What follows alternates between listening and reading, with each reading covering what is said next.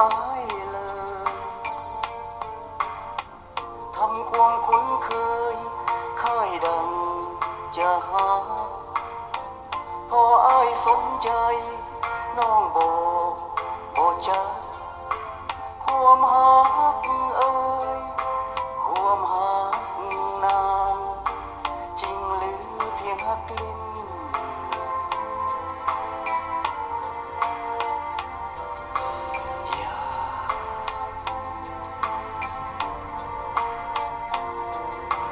อย่าบอกอายเลยว่าใจน้องยังหักอายสุดดินยังคงหักเดียวนั่นอยู่บ่สิ้นโอ้ฟ้าดินเมื่อ2 วันพายย่างเคียงน้องไป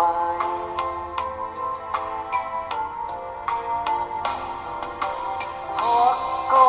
บอกบ่ฮักก็บอกให้รู้อย่ามัวเสยอยู่ให้ใจอ้ายหลงละอาย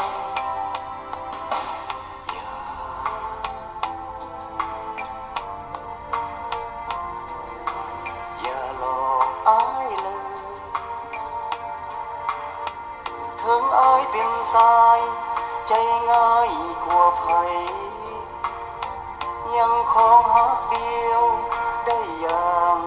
สดใสพอแล้วเอ่ยความหักลวงคืนหักไปก็ตรง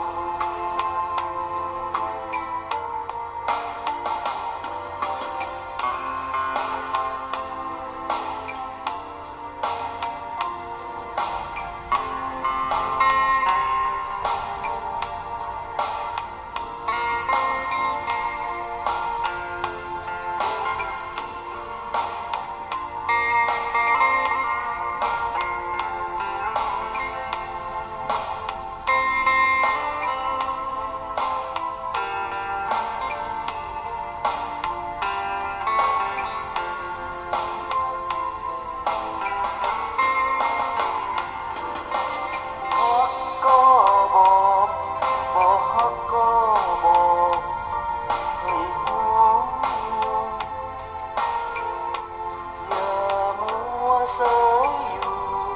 ให้ใจอ้ายหลงละอาย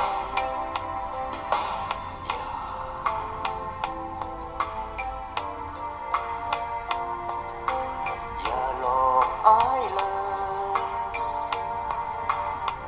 ถึงอ้ายเป็นสายใจง่ายกว่าไผยังคงหักเดียวได้อย่างสดใสพอแล้วเอ่ยความหักลวงคืนหักไปก็ตรง